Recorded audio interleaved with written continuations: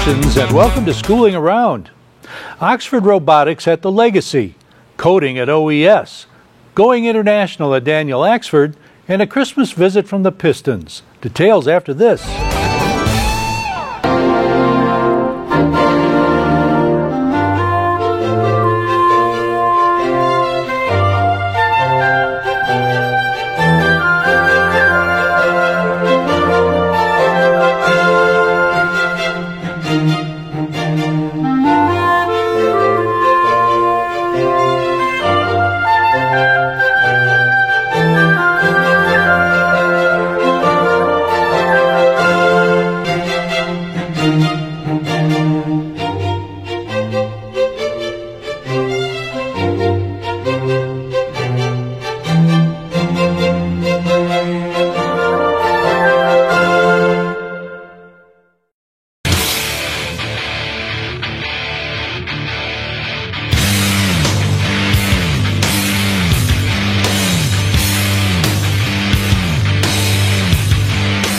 Katie Fallon is a coordinator for our junior robotics kids.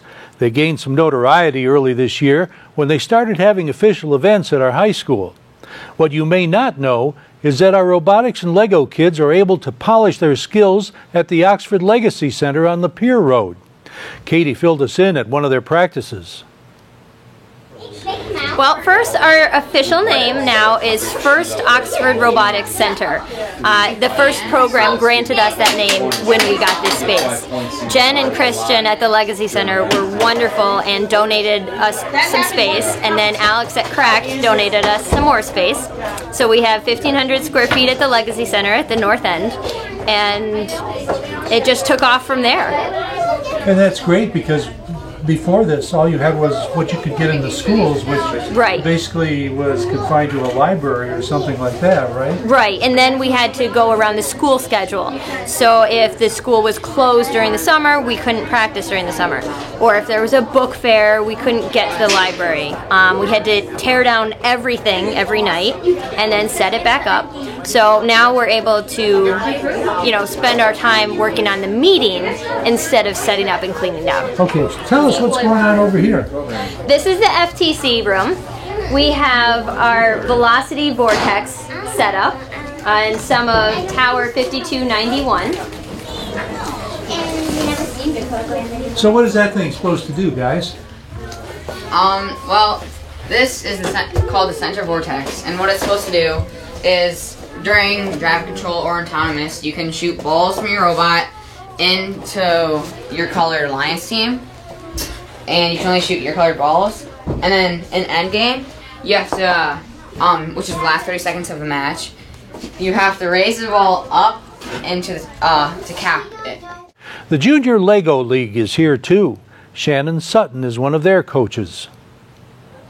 So this is our junior FLL. We have two teams meeting in here as well. It looks like they're working on their posters. The junior FLL, they have a board. They have a 15 by 15 Lego board, and they create a model that has to have at least one working part. Can you guys turn on the part? So like this group right here? Okay. Don't worry. Now how old are you guys? There you go. 7, 5. Most of us are 7. Turn it off for a second. Turn it off. Of course, one of the biggest things that they learn is to overcome challenges. Working with Technic pieces like that really teaches them about Make it go down so it. There, no, that works. This time, we need to put gear is to move. Yeah. Okay, there. Now let's go. Yeah.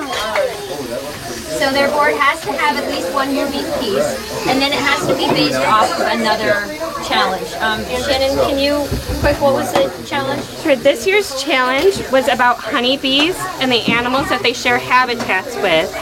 So we had to incorporate a beehive and Eliza the honeybee, and then pick another animal. We picked a chicken. And a rat. So we have chickens, and we found that chickens can roost and free range very happily with honeybees. There's a lot more to this than building things. Just like real life, there's paperwork. Yes, we go into a room and we present a robot and our engineering notebook, and we talk a little about our team, and we get judged that way. So Yeah, what's some of the stuff in the notebook? it's like there's team. It's not fully done. So we have the team summary, and then we have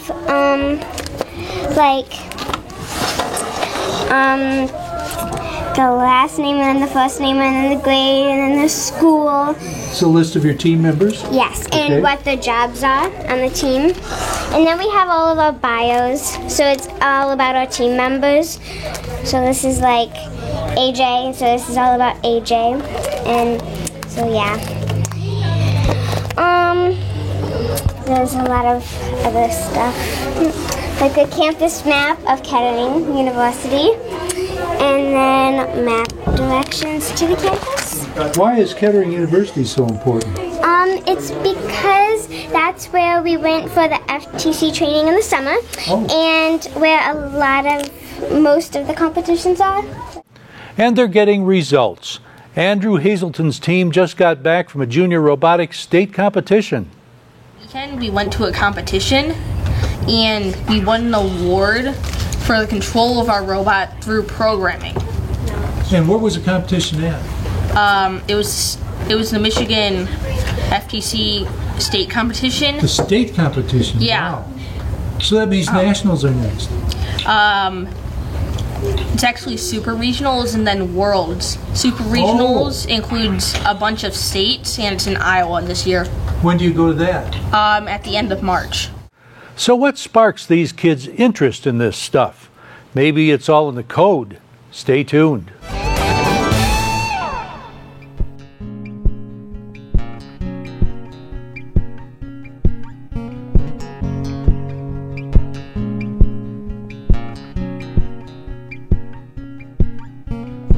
K9 Stray Rescue is Oxford's own local dog rescue.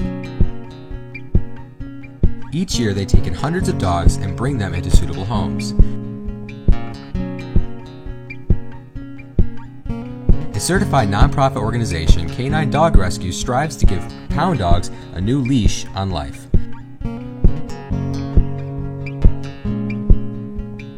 To donate, adopt, or even volunteer, call them at 248-628-0435 or go to their website, dogsaver.org, and click on the K9 Stray Rescue League link.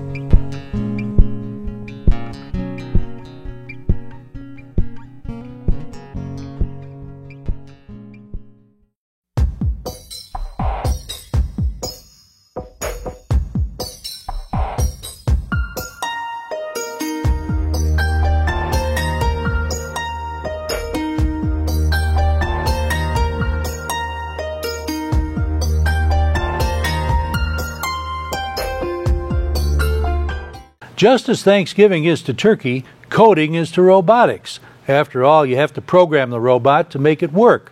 Andrew is back to explain. Yeah, it does. It helps you understand how the programs run and how the coding works. It doesn't give you the individual commands for robotics. Commands are what actually do things, but it gives you the framework of coding. Teacher Shannon Hay runs the Oxford Elementary Code Club. I told her I heard they had a record number of kids this year.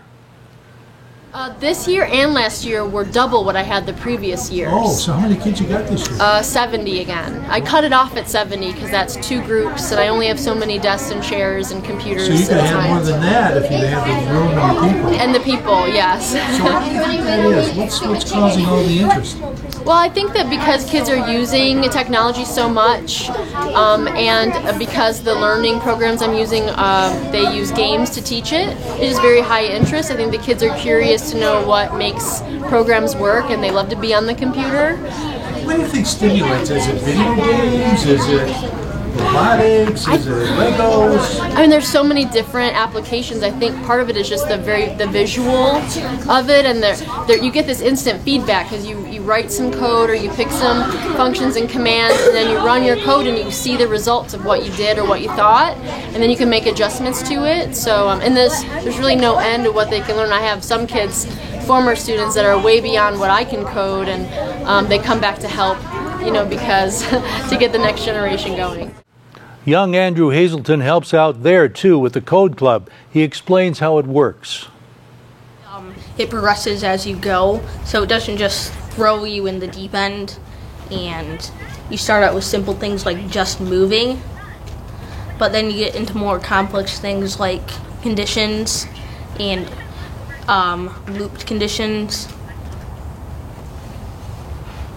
Like I know what that means. Yeah. So basically you start with just moving things, a set instructions that only works for that level. But then you get into loops, which can make the number of lines of code that you use smaller. And then you get into if statements, where if you have a level of the same type, it doesn't have to be exactly the same, but it goes by the same rules. You can reuse that program for that level so that you don't have to write a new one just for that level. Now, are these kids working towards something at the end of the school year? Is there a goal that they have? Yeah, so we're doing the 20-hour course on this website, and at the end you'll get a certificate printed, and Mrs. Hay, the teacher, will 3D print something for you. Does this advance from year to year? In other words, next year can these kids participate in a more advanced level of this? They're only the teams, but for most people it takes about a year if you only work in Code Club, a year and a half maybe, I don't know. But about that to complete the whole course. And then on this website there are other courses where you can make your own Flappy Bird game.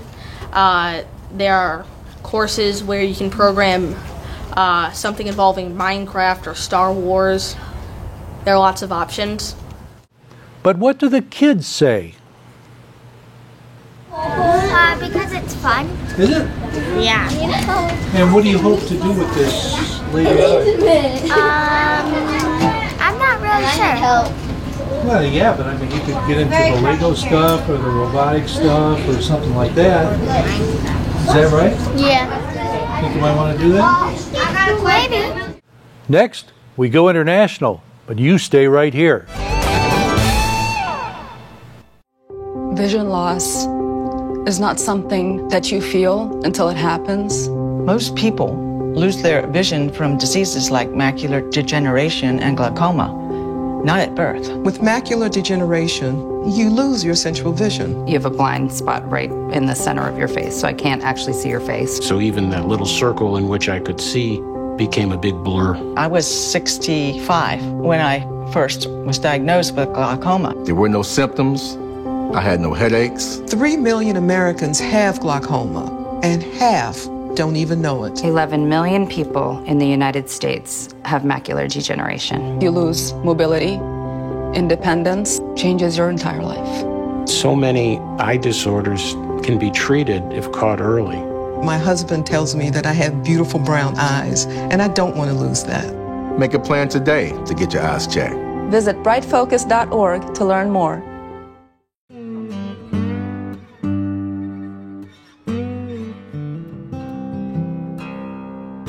A small town with a lot of heart and history.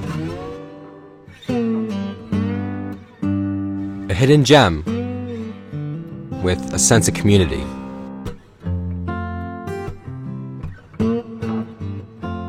Welcome to Leonard.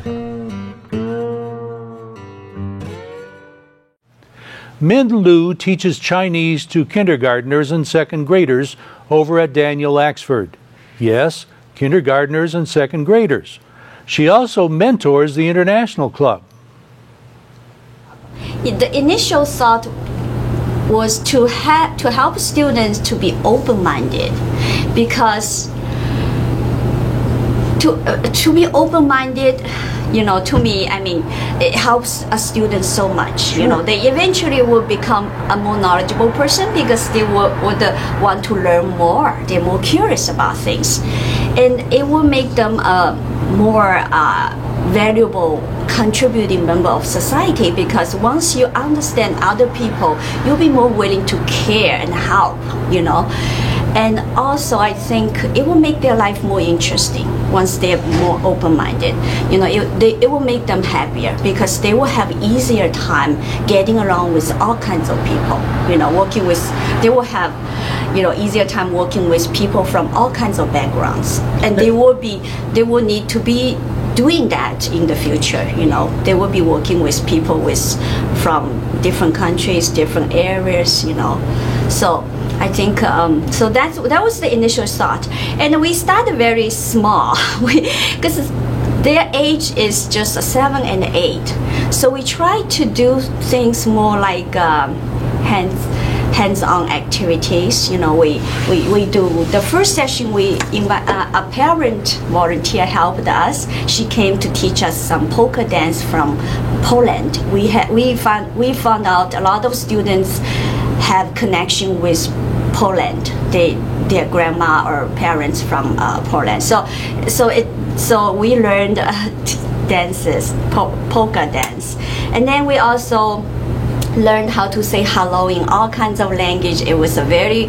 cute, fun song. We learned to sing that, and they also had so much fun, like playing even with chopsticks. You know, I mean, I tell them people are all different. Even the things they eat with are different. Basic, like we use forks, people use chopsticks. So we experienced some, like they were picking up little paper-made dumplings from floor using chopsticks, and they had a lot of fun. And also, you know, and then we have and then we start doing Japanese origami, paper folding art, because origami is very fun once you learn that. And you know, I mean, whenever you have extra time, you can do it. And also, it's very nice gift to give, to show your care and love when somebody is sick, or you know. And also, it can be a good decoration, you know. So I think origami is a very so we introduced that to students, and we were making it, and so today the high school students from China, from high school, from Oxford High School, they will come here, help our kids make origami fish. So this also, I think, give them an opportunity to work with people from background. You know, that's something that we want to provide them, an opportunity to work with people who are different, so that they will grow up being comfortable, you know, doing so. Yeah. Well, I imagine some of your students over here might have fun speaking a little bit of Chinese with some of the kids from the high school. Yes, and then this is the high school students already came last time, and my students couldn't even wait to practice their Chinese with them. They asked me, Miss Liu, can I ask in Chinese? I said, of course you should. I mean, this is a very you know, precious opportunity. You can really use your language skill. It's all about world consciousness, and that's at the heart of the International Baccalaureate program. Our primary year program is going through an evaluation process. Coordinator Rita Flynn is at our controls.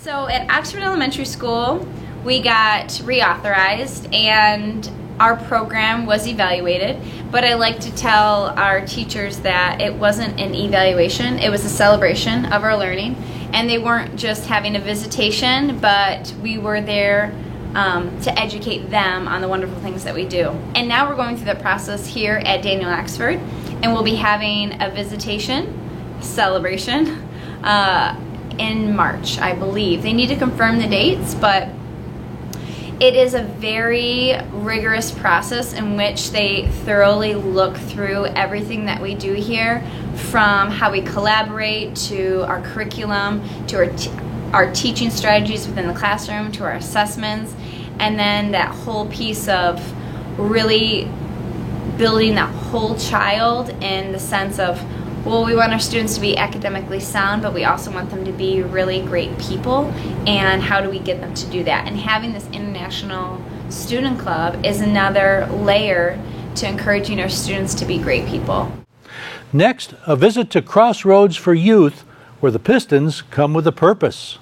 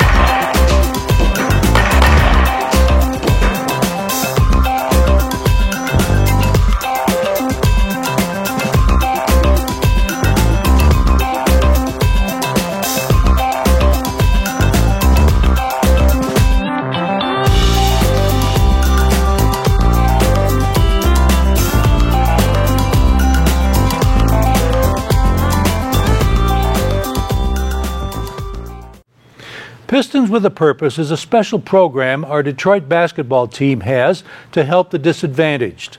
Crossroads for Youth is an organization housing kids assigned by the court and waiting to be adopted. In this case, this is a perfect combination at Christmas time. Karen Gully is the Special Projects Director at Crossroads. She talks about the coach's wife. The event was certainly spearheaded by Kim Van Gundy and Pistons with a Purpose. She was instrumental in bringing the people here today and just told me a few minutes ago that I could call her anytime and it didn't have to be the holiday, and she would be happy to help us anytime we wanted her to. One thing led to another. With this, Clinical Director Chris Vile steers us down the path. A couple of months ago, we had one of our residents here in our neglect and abuse home had contacted his caseworker and said, he'd really like to meet the Pistons. And so she reached out and contacted the Pistons, and sure enough, they reached back out, and the Pistons with a Purpose got with her, and they said, bring him down. So his therapist from here and his caseworker and the young man went down there, and we kind of thought it was just going to be a short little visit, but it turned out to be like a 3-hour. He actually spent the whole afternoon with the team. He actually got to attend practice. He had lunch with them. He had just a wonderful time, and they gave him some, wonderful memorabilia, some clothing, some signed basketballs, signed shoes, and we were just blown away. We were blown away with this, and then shortly thereafter, we were contacted by Coach Van Gundy's wife, Kim, about. So they came to you. Well, I think that's kind of what happened, right? Wow. Then they were wanting to know if they could do something more. Yeah. Obviously, they had been. I think actually before that had happened, Reggie Bullock, who's currently on the team, he reached out to us, and he has a nonprofit organization that he's using as a charitable organization to reach out into communities, and he purchased 50 tickets for us to attend the Boston Celtics game 3 weeks ago. And so we all went down there, and sure enough, we were sitting right behind the basket in the VIP seats. We were actually on the floor with the guys during shoot-around. Reggie came over and sat with our kids, and he was just beautiful the way he was just talking to our kids. And I explained to him during the course of the evening, I said, man, you need to realize how important this is, what you're doing. Yeah. These children right here, for many of them, or any young child, the idea of sitting with an NBA basketball star is a pipe dream, but these kids especially, there's no way they would ever even consider something like that happening in their lives. And so shortly thereafter, we were contacted by Coach Van Gundy's wife, and she wanted to do something for the whole campus. And that's what's rolling out today. You know, they sent us some Christmas trees last week, and the trees are up in the units, and then the players and the other people from Pistons with a Purpose are going to come today and go into the units and decorate the trees with the kids and just spend time with them. And that's what we're really excited about, the fact that these guys are spending time with the kids. Our Rod Wright paid Crossroads a visit and loaned out his microphone to one of the kids who talked to the coach. The last game versus the Celtics, we got pretty disappointed at the end because they fouled you guys wrong. I thought so too. And they cheated. I thought so too. You know what? I like the way you looked at that game. I like that.